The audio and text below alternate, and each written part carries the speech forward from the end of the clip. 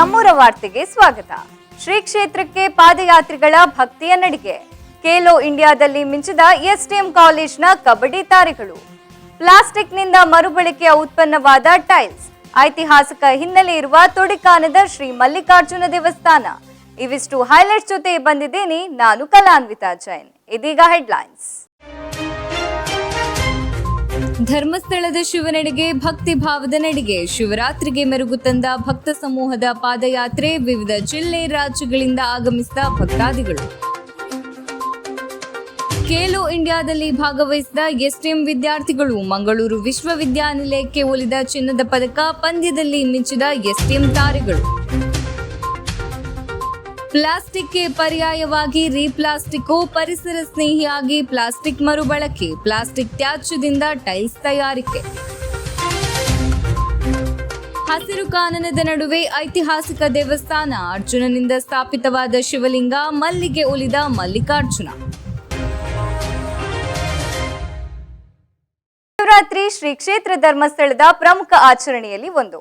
ಹರಕೆಗಳನ್ನ ಕಟ್ಟಿಕೊಂಡ ಭಕ್ತಾದಿಗಳು ಉರಿ ಬಿಸಿಲನ್ನು ಲೆಕ್ಕಿಸದೆ ಮಂಜುನಾಥನ ದರ್ಶನಕ್ಕಾಗಿ ವಿವಿಧ ರಾಜ್ಯ ಜಿಲ್ಲೆಗಳಿಂದ ಕಾಲ್ನಡಿಗೆಯಲ್ಲಿ ಬರುತ್ತಾರೆ. ಈ ಬಾರಿಯ ಪಾದಯಾತ್ರೆಯ ಸಂಭ್ರಮ ಹೇಗಿತ್ತು ಅನ್ನೋದು ಇಲ್ಲಿದೆ ನೋಡಿ.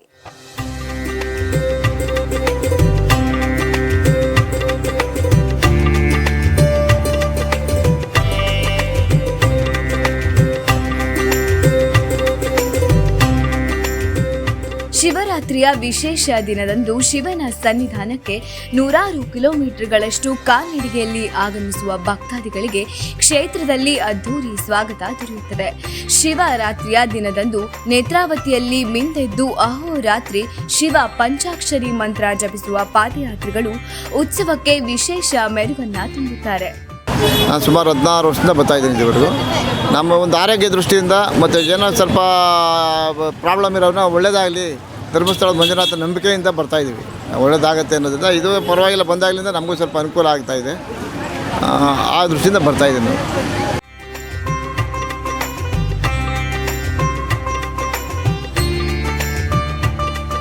ಪ್ರತಿ ವರ್ಷದಂತೆ ಈ ವರ್ಷವೂ ರಾಜ್ಯದ ಬೇರೆ ಬೇರೆ ಜಿಲ್ಲೆಗಳಿಂದ ಮಂಜುನಾಥನ ದರ್ಶನಕ್ಕೆ ಭಕ್ತಾದಿಗಳು ಪಾದಯಾತ್ರೆಯಲ್ಲಿ ಆಗಮಿಸಿದರು. ಚಿಕ್ಕಮಗಳೂರು, ಹಾಸನ, ಬೆಂಗಳೂರು, ಮಂಡ್ಯ, ಇನ್ನು ಮುಂಬೈ, ಕೇರಳ ಸೇರಿದಂತೆ ಹೊರ ರಾಜ್ಯಗಳಿಂದಲೂ ಭಕ್ತರ ಮಹಾಪೂರವೇ ಹರಿದು ಬಂದಿತ್ತು. 6 ಇಯರ್ಸಿಂದ ಬರ್ತಾ ಇದ್ದೀನಿ. ಮತ್ತು ಯಾವ ಉದ್ದೇಶ ಅಂದರೆ ನಾನು ಇಲ್ಲಿಗೆ ಬಂದಮೇಲೆ ನಂಗೆ ತುಂಬ ಹೆಲ್ಪ್ ಆಯಿತು. ನನ್ನ ಹಣಕಾಸಲ್ಲಿ ಇರ್ಬೋದು, ಮತ್ತು ನನ್ನ ಕಮ್ಯುನಿಟಿ ನೋಡ್ತಿದ್ದ ದೃಷ್ಟಿನೇ ಬೇರೆ. ಇಲ್ಲಿ ಬಂದು ಹೋದ್ಮೇಲೆ ಅವ್ರ ಜೊತೆ ನಾನು ಬರ್ತಾ ಇದ್ದಾಗ ನಾವು ಇಬ್ಬರೇ ಅನಿಸುತ್ತೆ ನಾವು ಬರ್ತಿದ್ದಿದ್ದು. ಅವ್ರ ಕಡೆ ಸಮಾನತೆ ನೋಡ್ತಾರೆ, ಒಂದು ಹೆಣ್ಣು ಗಂಡು ಭೇದ ಭಾವ ಇಲ್ಲದಲೇ ನೋಡ್ತಾರೆ. ಮತ್ತು ಇನ್ನೊಂದು ಅಂದರೆ ನನಗೆ ತುಂಬ ಒಂಥರ ಖುಷಿ ಆಗುತ್ತೆ ಇಲ್ಲಿ ಬರೋದ್ರಿಂದ. ತುಂಬ ಮನಸ್ಸಿಗೆ ನೆಮ್ಮದಿ ಆಗುತ್ತೆ, ತುಂಬ ಖುಷಿ ಆಗುತ್ತೆ. ನಾನು ಬಂದಮೇಲೆ ಇಲ್ಲಿ ನಮ್ಮ ಮನೆ ಆರ್ಥಿಕ ಪರಿಸ್ಥಿತಿ ನನ್ನ ಪರಿಹಾರ ಆಯಿತು ಅನಿಸುತ್ತೆ. ಮಂಜುನಾಥ ಸ್ವಾಮಿ ಎಷ್ಟು ನಂಬಿದ್ದೀನಿ ಅಂದರೆ ನಮ್ಮ ಮನೆ ದೇವ್ರು ಇದ್ದಂಗೆ. ನನಗೆ ತಿರುಪತಿ ಮನೆ ದೇವರಾದ್ರೂ ನಮ್ಮ ಮನೆ ದೇವ್ರು ಮಂಜುನಾಥ ಸ್ವಾಮಿ ಅಂತಲೇ ನಾನು ಹೇಳೋಕ್ಕೆ ಇಷ್ಟಪಡ್ತೀನಿ.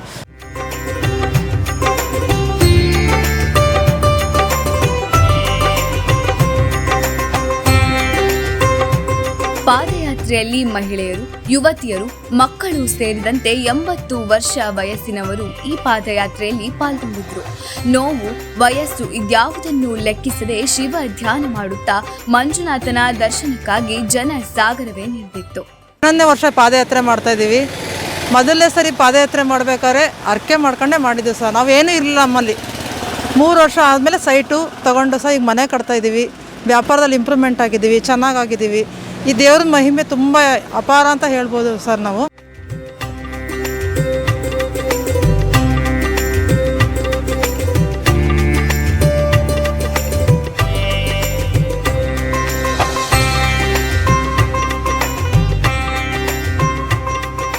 ಪಾದಯಾತ್ರಿಗಳಿಗೆ ನೆರವಾಗುವಂತೆ ಸಾಗುವ ದಾರಿಯುದ್ದಕ್ಕೂ ತಂಪು ಪಾನೀಯ, ಪಾನಕ, ಮಜ್ಜಿಗೆ, ಊಟೋಪಚಾರದ ವ್ಯವಸ್ಥೆ ಇತ್ತು. ಎಸ್ಟಿಎಂ ಆಸ್ಪತ್ರೆಯಿಂದ ಉಚಿತ ಚಿಕಿತ್ಸೆಯ ವ್ಯವಸ್ಥೆಯನ್ನು ಮಾಡಲಾಗಿತ್ತು. ಭಕ್ತಾದಿಗಳು ಶಿವರಾತ್ರಿಯಂದು ನಡೆದ ಮಂಜುನಾಥನ ಉತ್ಸವಕ್ಕೆ ಭಕ್ತಿಯ ಬಣ್ಣ ತುಂಬಿದ್ರು.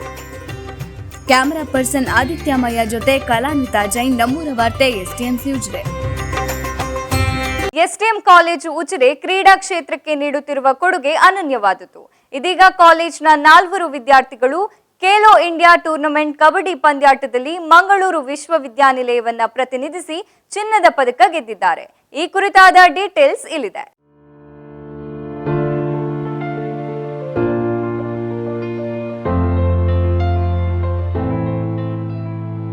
ಈ ಬಾರಿಯ ಯೂನಿವರ್ಸಿಟಿ ಹಂತದ ಖೇಲೋ ಇಂಡಿಯಾ ಕ್ರೀಡಾಕೂಟವು ಅಸ್ಸಾಂನ ಗುವಾಹಟಿಯಲ್ಲಿ ನಡೆಯಿತು. ಬರೋಬ್ಬರಿ 33 ವರ್ಷಗಳ ನಂತರ ಮಂಗಳೂರು ವಿಶ್ವವಿದ್ಯಾನಿಲಯವು ಈ ಪಂದ್ಯಾಟದಲ್ಲಿ ಚಿನ್ನದ ಪದಕವನ್ನ ಪಡೆದಿದೆ. ಪಂದ್ಯಾಟದಲ್ಲಿ ಎಸ್ಡಿಎಂ ಕಾಲೇಜಿನ ವಿದ್ಯಾರ್ಥಿ ಸುಶಾಂತ್ ಶೆಟ್ಟಿ ನಾಯಕನಾಗಿ ಮಂಗಳೂರು ಯೂನಿವರ್ಸಿಟಿ ತಂಡವನ್ನ ಮುನ್ನಡೆಸಿ ಈ ಸಾಧನೆಯಲ್ಲಿ ಪ್ರಮುಖ ಪಾತ್ರ ವಹಿಸಿದ್ದಾರೆ.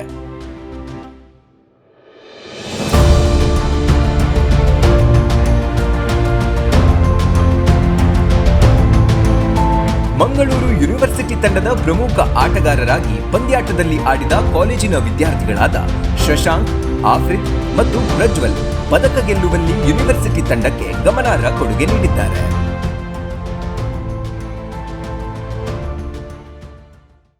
ಮಂಗಳೂರು ವಿಶ್ವವಿದ್ಯಾನಿಲಯ ತಂಡದಲ್ಲಿ ನಮ್ಮ 4 ವಿದ್ಯಾರ್ಥಿಗಳು ಪ್ರಜ್ವಲ್, ಹಾಗೆ ಆಫ್ರಿದ್, ಸುಶಾಂತ್ ಶೆಟ್ಟಿ ಹಾಗೆ ಶಶಾಂಕ್ ಒಟ್ಟು 4 ವಿದ್ಯಾರ್ಥಿಗಳು ಭಾಗವಹಿಸಿದ್ದಾರೆ.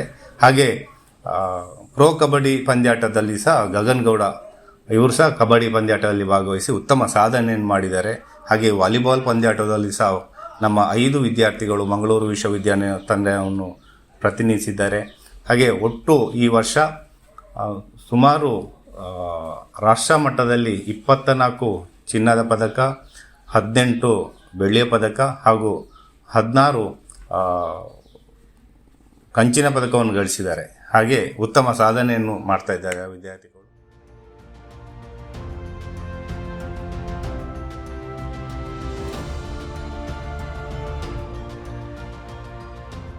ಎಸ್ಡಿಎಂ ಕಾಲೇಜಿನ ಕ್ರೀಡಾಪಟುಗಳು ವಿವಿಧ ಕ್ರೀಡೆಗಳಲ್ಲಿ ತಮ್ಮ ಸಾಮರ್ಥ್ಯವನ್ನ ತೋರಿಸುತ್ತಿದ್ದಾರೆ. ಖೇಲೋ ಇಂಡಿಯಾದಂತಹ ಪ್ರತಿಷ್ಠಿತ ಕ್ರೀಡಾಕೂಟದಲ್ಲಿ ಕಾಲೇಜಿನ ವಿದ್ಯಾರ್ಥಿಗಳು ಪದಕ ಸಾಧನೆ ಮಾಡಿರುವುದು ಕಾಲೇಜಿನ ಕ್ರೀಡಾ ತರಬೇತಿಯ ಗುಣಮಟ್ಟವನ್ನ ಎತ್ತಿ ಹಿಡಿದಿದೆ.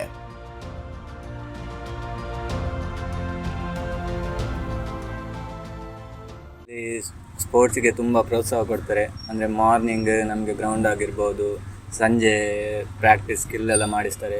ಮಾರ್ನಿಂಗ್ ನಮಗೆ ಫಿಟ್ನೆಸ್ ಸುದೀನ್ ಸರ್ ಎಲ್ಲ ಮಾಡ್ತಾರೆ. ಮತ್ತು ಸಂಜೆ ನನಗೆ ಕೃಷ್ಣಾನಂದ ಸರ್ ಸ್ಕಿಲ್ಲೆಲ್ಲ ಹೇಳಿಕೊಡ್ತಾರೆ, ಹೀಗೆ ಮಾಡಿ. ಹಾಗೆ ತುಂಬ ಸಪೋರ್ಟ್ ಮಾಡ್ತಾರೆ ನಮಗೆ ಸ್ಪೋರ್ಟ್ಸ್ಗೆ ಇಲ್ಲಿ. ಖೇಲೋ ಇಂಡಿಯಾ ಕೂಟದ ಕಬಡ್ಡಿ ಫೈನಲ್ ಪಂದ್ಯಾಟದಲ್ಲಿ ಕೋಟಾ ಯೂನಿವರ್ಸಿಟಿಯನ್ನ ಭಾರೀ ಅಂತರದಿಂದ ಸೋಲಿಸಿ ಮಂಗಳೂರು ವಿಶ್ವವಿದ್ಯಾನಿಲಯ ಚಿನ್ನದ ಪದಕವನ್ನ ಗಳಿಸಿಕೊಂಡಿದೆ. ಲೀಗ್ ಹಂತದ 3 ಪಂದ್ಯಗಳು ಸೇರಿದಂತೆ ಒಟ್ಟು 6 ಪಂದ್ಯಗಳಲ್ಲಿ ಕ್ರೀಡಾಪಟುಗಳು ಗೆಲುವು ಸಾಧಿಸಿ ಚಿನ್ನದ ಪದಕಕ್ಕೆ ಮುತ್ತಿಕ್ಕಿದ್ದಾರೆ.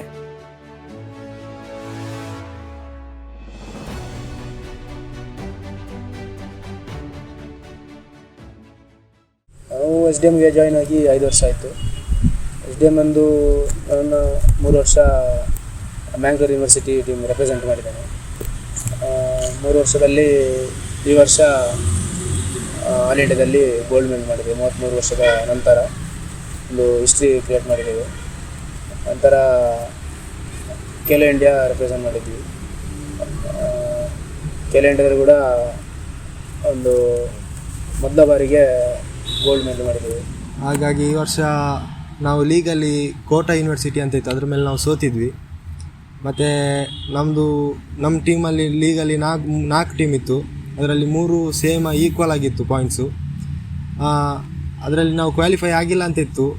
ಲಾಸ್ಟಿಗೆ ನಮ್ಮದು 2 ಟೀಮ್ ಕ್ವಾಲಿಫೈ ಆಗಿತ್ತು. ಫೈನಲಲ್ಲಿ ನಾವು ಲೀಗಲ್ಲಿ ಸೋತಿದ್ದ ಟೀಮೇ ಸಿಕ್ಕಿತ್ತು. ಅವ್ರನ್ನ ನಾವು ಫೈನಲಲ್ಲಿ ಹೊಡೆದ್ವಿ.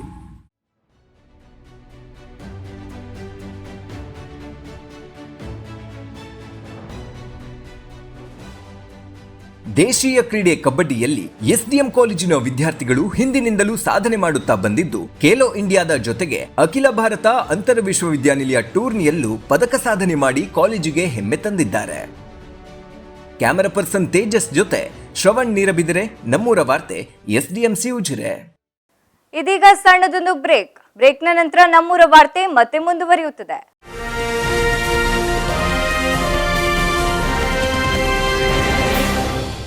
or a BBA graduate Looking for post-graduation opportunities in a creative field? Here's a course designed to explore your creative aspects. Join Journalism and Mass Communication course in SDM Postgraduate Center, Ujire. Wide job opportunities in print, electronic and new media. Growth-oriented career in entertainment media, digital media and film industry. Get a chance to explore modern media learning and vast career opportunities. We welcome all aspiring learners to SDM to explore the endless opportunities in the media realm. For admissions, contact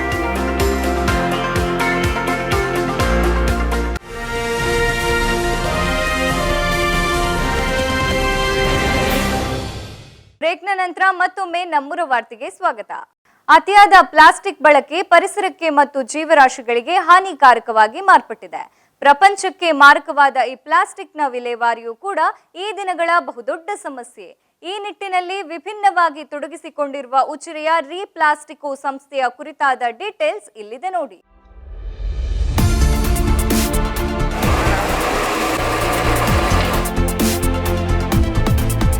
ಉಜಿರೆಯ ಗ್ರಾಮ ಪಂಚಾಯತ್ ವ್ಯಾಪ್ತಿಯ ತ್ಯಾಜ್ಯ ವಿಲೇವಾರಿ ಸಂಗ್ರಹಣಾ ಘಟಕದ ಬಳಿ ಇರುವ ರೀಪ್ಲಾಸ್ಟಿಕ್ private limited ಸಂಸ್ಥೆಯು ಎಸೆದಿರುವ plastic ತ್ಯಾಜ್ಯಗಳನ್ನು ಬಳಸಿಕೊಂಡು ಜನರ ಬಳಕೆಗೆ ಪೂರಕವಾದ ವಸ್ತುಗಳನ್ನು ತಯಾರಿಸುತ್ತಿದೆ.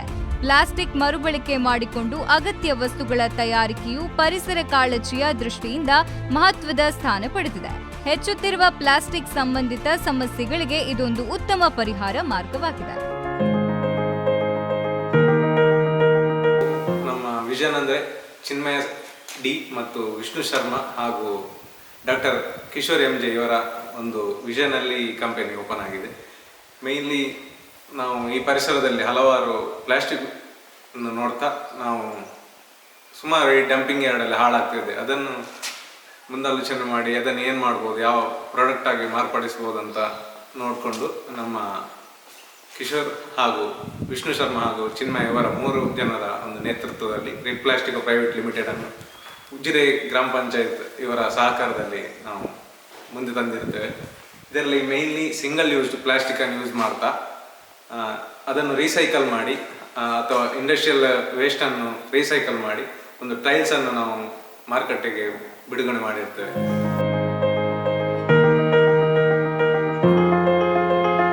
ರೀಪ್ಲಾಸ್ಟಿಕೋ ಸಂಸ್ಥೆ ಉಜಿರೆಯ ಗ್ರಾಮ ಪಂಚಾಯತ್ಯ ತ್ಯಾಜ್ಯ ವಿಲೇವಾರಿ ಘಟಕಕ್ಕೆ ಬರುವ ತ್ಯಾಜ್ಯ ಪ್ಲಾಸ್ಟಿಕ್ಗಳನ್ನು ಬಳಸಿಕೊಂಡು ಟೈಲ್ಸ್ ಬ್ಲಾಕ್ಗಳನ್ನು ಇಲ್ಲಿ ಉತ್ಪಾದಿಸುತ್ತಿದೆ. ಅಲ್ಲದೆ ಅಗತ್ಯವಿದ್ದಾಗ ಹೆಚ್ಚುವರಿ ಪ್ಲಾಸ್ಟಿಕ್ಗಳನ್ನು ಹೊರಗಿನಿಂದ ತರಿಸಿಕೊಂಡು ಆ ಮೂಲಕ ಪ್ಲಾಸ್ಟಿಕ್ನಿಂದ ಮರುಬಳಕೆ ಆಗುವ ವಸ್ತುಗಳನ್ನು ತಯಾರಿಸುತ್ತಿದ್ದಾರೆ.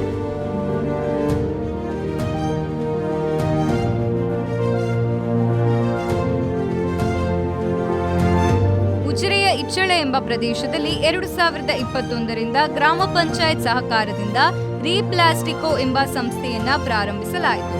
ಜನರು ಉಪಯೋಗಿಸಿ ಬಿಸಾಡಿದ ಬಳಕೆಯಾದ ಪ್ಲಾಸ್ಟಿಕ್ಗಳನ್ನು ಹಾಗೂ ಏಕಬಳಕೆ ಪ್ಲಾಸ್ಟಿಕ್ ಅನ್ನ ಬಳಸಿಕೊಂಡು ಅವುಗಳನ್ನು ಬೇರ್ಪಡಿಸಿ ಕರಗಿಸಿ ವಿವಿಧ ಹಂತಗಳಲ್ಲಿ ಅವುಗಳನ್ನು ಸಂಶೋಧಿಸಿ ಪ್ಲಾಸ್ಟಿಕ್ನಿಂದ ಟೈಲ್ಸ್ ಅನ್ನ ತಯಾರಿಸಲಾಗುತ್ತಿದೆ.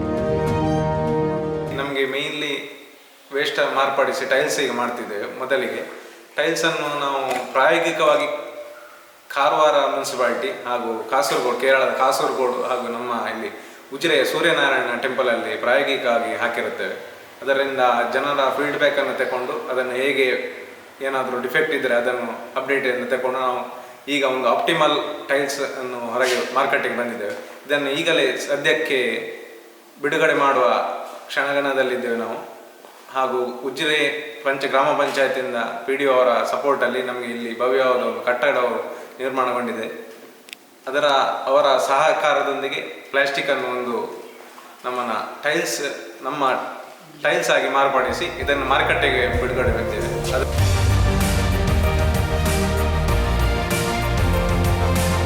ಪ್ರಥಮವಾಗಿ ಪ್ಲಾಸ್ಟಿಕ್ ಅನ್ನ ಕರಗಿಸಿ ಅವುಗಳ ಗುಣಮಟ್ಟ ಪರೀಕ್ಷೆಗಾಗಿ ಹಲವಾರು ಸಂಶೋಧನೆಗೆ ಒಳಪಡಿಸಲಾಗಿತ್ತು.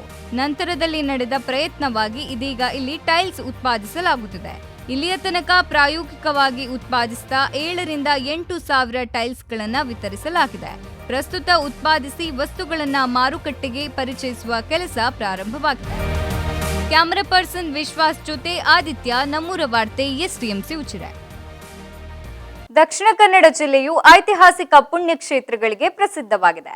ಅವುಗಳಲ್ಲಿ ಪ್ರಮುಖವಾದದೊಂದು ಕ್ಷೇತ್ರ ಸುತ್ತಲೂ ಹಸಿರು ಹೊತ್ತ ಸುಳ್ಯ ಸೀಮೆಯ ತೊಡಿಕಾನ ಶ್ರೀ ಮಲ್ಲಿಕಾರ್ಜುನ ದೇವಸ್ಥಾನ. ಈ ಇತಿಹಾಸ ಪ್ರಸಿದ್ಧ ದೇವಸ್ಥಾನದ ಕುರಿತಾದ ಸ್ಟೋರಿ ಇಲ್ಲಿದೆ ನೋಡಿ.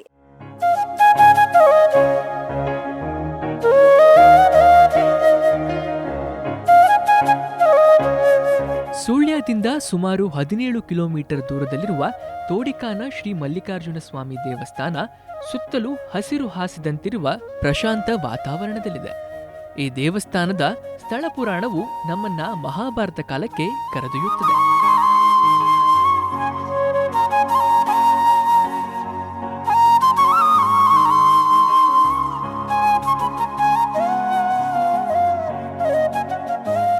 ದೇವಸ್ಥಾನದ ಇತಿಹಾಸದ ಕುರಿತಾಗಿ ಪ್ರಮುಖವಾಗಿ 2 ಕಥೆಗಳಿವೆ.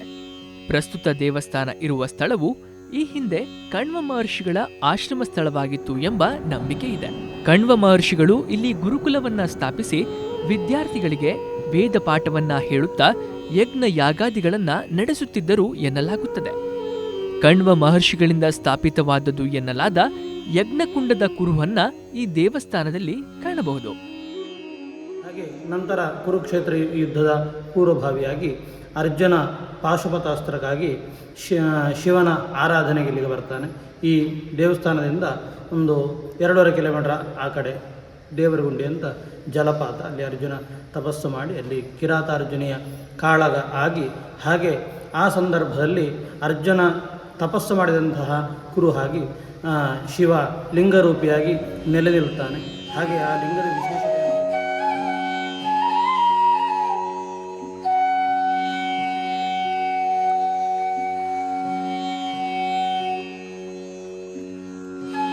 ತೋಡಿಕಾನ ಶ್ರೀ ಮಲ್ಲಿಕಾರ್ಜುನ ದೇವಸ್ಥಾನವು ಸುಳ್ಯ ಸೀಮೆಯ ದೇವಸ್ಥಾನವಾಗಿದೆ. ಸುಳ್ಯ ತಾಲೂಕಿನ ಜನರು ತಮ್ಮ ಮನೆಯ ಶುಭ ಕಾರ್ಯದ ಮೊದಲು ಈ ದೇವಸ್ಥಾನದಲ್ಲಿ ಪ್ರಾರ್ಥಿಸುವುದು ವಾಡಿಕೆ. ಮಲ್ಲಿಕಾರ್ಜುನ ಸ್ವಾಮಿಯು ತಮ್ಮ ಮನೋಭಿಲಾಷೆಗಳನ್ನ ಈಡೇರಿಸುತ್ತಾನೆ ಎಂಬ ನಂಬಿಕೆ ಭಕ್ತರದ್ದು. ಈ ದೇವಸ್ಥಾನದಲ್ಲಿ ಪೂಜಿಸಲ್ಪಡುವ ಶಿವಲಿಂಗವು ಮಹಾಭಾರತ ಕಾಲದಲ್ಲಿ ಅರ್ಜುನನಿಂದ ಸ್ಥಾಪಿಸಲ್ಪಟ್ಟಿದೆ ಎಂಬ ಸ್ಥಳ ಪುರಾಣವೂ ಇದೆ. ಅರ್ಜುನ ಮಹಾಭಾರತ ಯುದ್ಧಕ್ಕಿಂತ ಮೊದಲು ಪಾಶುಪತಾಸ್ತ್ರಕ್ಕಾಗಿ ಈ ಪರಿಸರದಲ್ಲಿ ತಪಸ್ಸು ಮಾಡಿದ್ದ ಎಂಬುದು ತಿಳಿದು ಬರುತ್ತದೆ. ಇಲ್ಲಿ ಮತ್ಸ್ಯರೂಪದಂತಹ ಮಹಾವಿಷ್ಣುವಿಗೆ ಪ್ರತಿ ದಿವಸ ಬೆಳಿಗ್ಗೆನ ಪೂಜೆ ಕಳೆದ ನಂತರ ಅರ್ಧ ಸೇರು ಅನ್ನ ನೈವೇದ್ಯ ಇದೆ. ಹಾಗೆ ತೊಡಿಕಾನ ಶ್ರೀ ಮಲ್ಲಿಕಾರ್ಜುನ ದೇವರ ಪ್ರಧಾನ ವಿಶೇಷತೆಗಳು, ಒಂದು ಮತ್ಸ್ಯಗಳು, ಇನ್ನೊಂದು ಕಣ್ವ ಮಹರ್ಷಿಗಳ ಯಜ್ಞಕೊಂಡ. ಹಾಗೆ ಇಲ್ಲಿಯ ಆ ವಿಷ್ಣು ರೂಪಿಯಂತಹ ಮತ್ಸ್ಯಗಳಿಗೆ ಅಕ್ಕಿ, ಹೊದಳು ಇತ್ಯಾದಿಗಳನ್ನು ಹಾಕಿದ್ದಾದರೆ ಚರ್ಮದ ಎಲ್ಲ ಕಾಯಿಲೆಗಳು ಪರಿಹಾರ ಆಗ್ತದೆ. ಇಲ್ಲಿ ಬಂದು ದೇವರ ಸನ್ನಿಧಿಯಲ್ಲಿ ಪ್ರಾರ್ಥನೆಯನ್ನು ಮಾಡಿ ನಂತರ ಮೀನುಗಳಿಗೆ ಅಕ್ಕಿ ಅಥವಾ ಹೊದಳು ಹಾಕಿದ್ದರೆ ಚರ್ಮದ ಎಲ್ಲ ಕಾಯಿಲೆಗಳು ಪರಿಹಾರ ಆಗ್ತದೆ. ಇನ್ನೊಂದು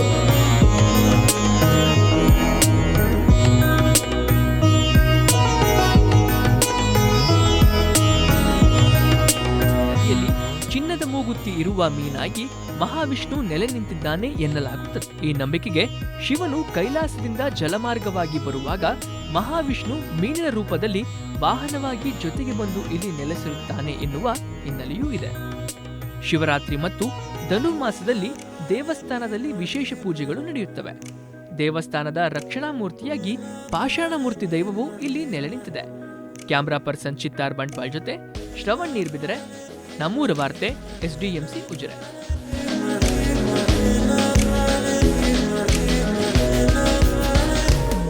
ಭಾರತ ದೇಶ ಎಲ್ಲ ಕ್ಷೇತ್ರದಲ್ಲೂ ಮಹತ್ತರವಾದ ಸಾಧನೆ ಮಾಡ್ತಾ ಇದೆ.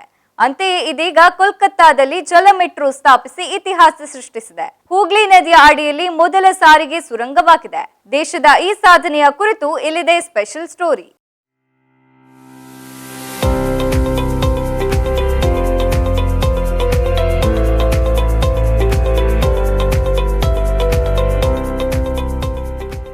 ಇತ್ತೀಚಿನ ದಿನಗಳಲ್ಲಿ ಮೆಟ್ರೋ ರೈಲುಗಳು ಜನರ ಮನಸ್ಸನ್ನ ಗೆದ್ದಿದೆ. ತ್ವರಿತವಾಗಿ ಬೇರೆ ಸ್ಥಳಗಳಿಗೆ ತಲುಪಲು ಮೆಟ್ರೋ ಸಹಾಯ ಮಾಡುತ್ತದೆ. ನಮ್ಮ ದೇಶದ ಅನೇಕ ಭಾಗಗಳಲ್ಲಿ ಈಗಾಗಲೇ ಮೆಟ್ರೋ ಸಂಚಾರ ಯಶಸ್ಸಿನ ಹಾದಿಯಲ್ಲಿದೆ. ಈ ನಡುವೆ ಕೋಲ್ಕತ್ತಾದಲ್ಲಿ ವಿಶಿಷ್ಟವಾಗಿ ನೀರಿನೊಳಗಿನ ಮೆಟ್ರೋ ಆರಂಭವಾಗಿದ್ದು, ಇದು ದೇಶದ ಮೊದಲ ನೀರಿನೊಳಗಿನ ಮೆಟ್ರೋ ಎಂಬುದು ಮತ್ತೊಂದು ವಿಶೇಷ.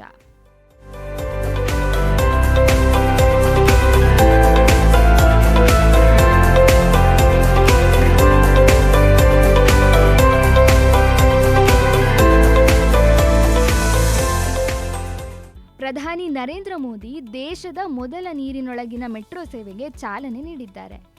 ಇದು 4.8 ಕಿಲೋಮೀಟರ್ ವಿಸ್ತರಣೆಯನ್ನು ಹೊಂದಿದ್ದು ಸುಮಾರು 4,965 ಕೋಟಿ ರೂಪಾಯಿ ವೆಚ್ಚದಲ್ಲಿ ನಿರ್ಮಿಸಲಾಗಿದೆ. ಹೌರಾದಲ್ಲಿರುವ ಇದರ ನಿಲ್ದಾಣ ಭಾರತದ ದೊಡ್ಡ ಮೆಟ್ರೋ ನಿಲ್ದಾಣ ಎನ್ನಲಾಗ್ತಿದೆ.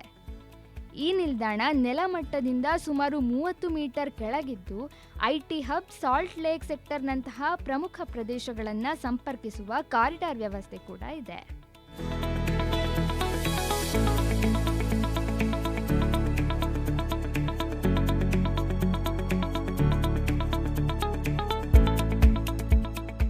ಕೋಲ್ಕತಾ ಮೆಟ್ರೋದ ಎಸ್ಪ್ಲನೇಡ್ ಹೌರಾ ಮೈದಾನ ಸೆಕ್ಷನ್ನಲ್ಲಿ ಸುಮಾರು 4.8 ಕಿಲೋಮೀಟರ್ ಉದ್ದದ ಸುರಂಗ ಮಾರ್ಗವನ್ನು ನಿರ್ಮಿಸಲಾಗಿದೆ. ಈ ಸುರಂಗ ಮಾರ್ಗವು ನೆಲಮಟ್ಟದಿಂದ 32 ಮೀಟರ್ ಆಳದಲ್ಲಿದೆ. ಅದರಲ್ಲಿ 520 ಮೀಟರ್ಗಳಷ್ಟು ನದಿಯ ಒಳಭಾಗದಲ್ಲಿ ಮೆಟ್ರೋ ಹಾದು ಹೋಗುತ್ತದೆ.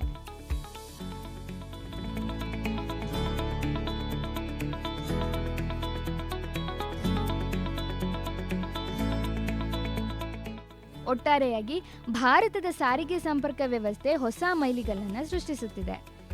ಇದರಿಂದ ಭಾರತದ ಹಣಕಾಸು ವ್ಯವಸ್ಥೆ ಮತ್ತು ತಂತ್ರಜ್ಞಾನದ ಯಶಸ್ಸು ಸಾಧ್ಯವಾಗಲಿದೆ. ದೇಶದ ಈ ಸಾಧನೆ ಬಗ್ಗೆ ಹೆಮ್ಮೆ ಪಡೋಣ, ದೇಶ ಕಟ್ಟುವ ಕಾರ್ಯದಲ್ಲಿ ಕೈಜೋಡಿಸೋಣ. ಕಲಾನ್ವಿತ ಜೈನ್ ಕೆರ್ವಾಶೆ, ನಮ್ಮೂರ ವಾರ್ತೆ, STMC ಉಜಿರೆ. ಇದೀಗ ಸಣ್ಣದೊಂದು ಬ್ರೇಕ್ನ ನಂತರ ನಮ್ಮೂರ ವಾರ್ತೆ ಮತ್ತೆ ಮುಂದುವರಿಯುತ್ತದೆ.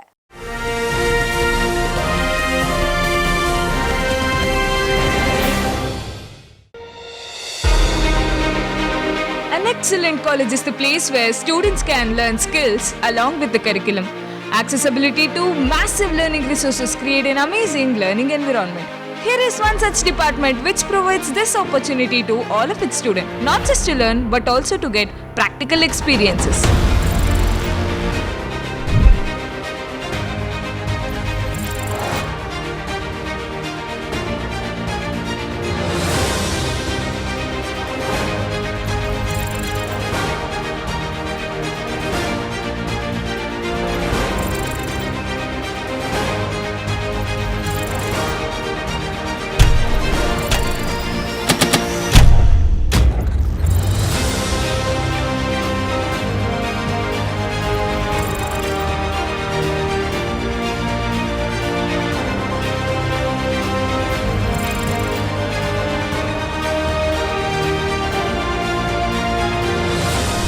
Join STM. Be a competent media professional in the age of digital journalism.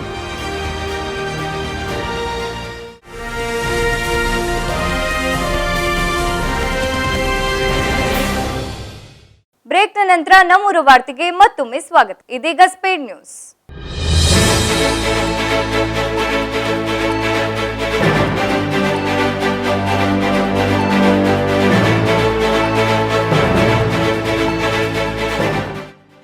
STM ಸ್ವಾಯತ್ತ ಕಾಲೇಜಿನಲ್ಲಿ ಪತ್ರಿಕೋದ್ಯಮ ಮತ್ತು ಸಮೂಹ ಸಂವಹನ ಹಾಗೂ ಬೇವೋಕ್ ಡಿಜಿಟಲ್ ಮೀಡಿಯಾ ಮತ್ತು ಫಿಲ್ಮ್ ಮೇಕಿಂಗ್ ವಿಭಾಗಗಳ ಸಹಭಾಗಿತ್ವದಲ್ಲಿ ಮಾಧ್ಯಮ ಸಂಸ್ಕೃತಿ ಮತ್ತು ತಂತ್ರಜ್ಞಾನ, ಸಾಮಾಜಿಕ ರಾಜಕೀಯ ನೋಟ ಎಂಬ ವಿಷಯದ ಮೇಲೆ 2 ದಿನಗಳ ರಾಷ್ಟ್ರೀಯ ವಿಚಾರ ಸಂಕಿರಣ ಮತ್ತು ಮಾಧ್ಯಮ ಪರ್ವ ಮಾಧ್ಯಮೋತ್ಸವವನ್ನು ಮಾರ್ಚ್ 1ರಂದು ನಡೆಸಲಾಯಿತು. ಕಾರ್ಯಕ್ರಮವನ್ನು ಅಜಿತ್ ಹನುಮಕ್ಕನವರು ಉದ್ಘಾಟಿಸಿದರು. ಪ್ರೊಫೆಸರ್ BK ರವಿ, STM ಶಿಕ್ಷಣ ಸಂಸ್ಥೆಗಳ ಕಾರ್ಯದರ್ಶಿ ಡಾಕ್ಟರ್ S ಸತೀಶ್ ಚಂದ್ರ, ಕಾಲೇಜಿನ ಪ್ರಾಂಶುಪಾಲ doctor Kumar Hegde, professor KV Nagaraj, doctor Vishwanath B ಉಪಸ್ಥಿತರಿದ್ದರು. ಉಜಿರೆ STM ಕಾಲೇಜಿನಲ್ಲಿ ಮಾರ್ಚ್ 1ರಂದು ಗೃಹ ವಿಜ್ಞಾನ ವಿಭಾಗದ ವತಿಯಿಂದ ಆಹಾರ ಮೇಳ ಆಯೋಜಿಸಲಾಗಿತ್ತು. ಕಾಲೇಜಿನ ನಿವೃತ್ತ ಪ್ರಾಂಶುಪಾಲರಾದ ಪ್ರೊಫೆಸರ್ TN ಕೇಶವ್ ಕಾರ್ಯಕ್ರಮ ಉದ್ಘಾಟಿಸಿದರು. ಮುಖ್ಯ ಅತಿಥಿಯಾಗಿ ಕಾಲೇಜಿನ ಪರೀಕ್ಷಾಂಗ ಕುಲಸಚಿವೆ ಡಾಕ್ಟರ್ ನಂದಾ ಕುಮಾರಿ ಹಾಗೂ ಗೃಹ ವಿಜ್ಞಾನ ವಿಭಾಗ ಮುಖ್ಯಸ್ಥೆ ಶೋಭಾ S ಉಪಸ್ಥಿತರಿದ್ದರು. STM ಸ್ನಾತಕೋತ್ತರ ಕೇಂದ್ರದ ಡೀನ್ ಹಾಗೂ ರಸಾಯನಶಾಸ್ತ್ರ ವಿಭಾಗ ಮುಖ್ಯಸ್ಥ ಡಾಕ್ಟರ್ ವಿಶ್ವನಾಥ್ P ರವರಿಗೆ ಉನ್ನತ ಶಿಕ್ಷಣ ಮತ್ತು ತಂತ್ರಜ್ಞಾನ ಶಿಕ್ಷಣ ಇಲಾಖೆಯು UGC ನಿಯಮಗಳಿಗೆ ಅನುಗುಣವಾಗಿ ಪ್ರೊಫೆಸರ್ ಹುದ್ದೆಯ ವೃತ್ತಿ ಪದೋನ್ನತಿ ನೀಡಿ ಗೌರವಿಸಿದೆ. ಉಜಿರೆ STM ಸ್ನಾತಕೋತ್ತರ ಕೇಂದ್ರದಲ್ಲಿ ರಸಾಯನಶಾಸ್ತ್ರ ಅಧ್ಯಯನ ವಿಭಾಗ ಹಾಗೂ ಸಂಶೋಧನಾ ಅಭಿವೃದ್ಧಿ ಕೋಶದ ಸಹಯೋಗದೊಂದಿಗೆ advance materials for chemical biological applications ಕುರಿತ 2 ದಿನಗಳ ರಾಷ್ಟ್ರೀಯ ವಿಚಾರ ಸಂಕಿರಣವನ್ನು ಆಯೋಜಿಸಲಾಗಿತ್ತು. ಎಸ್ಡಿಎಂ ಶಿಕ್ಷಣ ಸಂಸ್ಥೆಗಳ ಕಾರ್ಯದರ್ಶಿ ಡಾಕ್ಟರ್ ಸತೀಶ್ ಚಂದ್ರ ಎಸ್ ಉದ್ಘಾಟಿಸಿದ್ರು.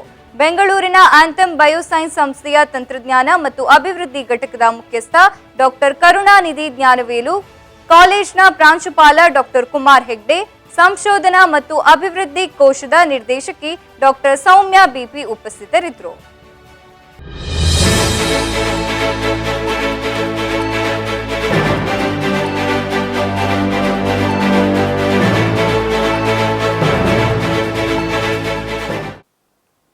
ಇವಿಷ್ಟು ಈ ವಾರದ ಪ್ರಮುಖ ಸುದ್ದಿಗಳು. ವಾರದ ಸುದ್ದಿಗಾಗಿ ನೋಡ್ತಾ ಇರಿ ನಮ್ಮೂರ ವಾರ್ತೆ.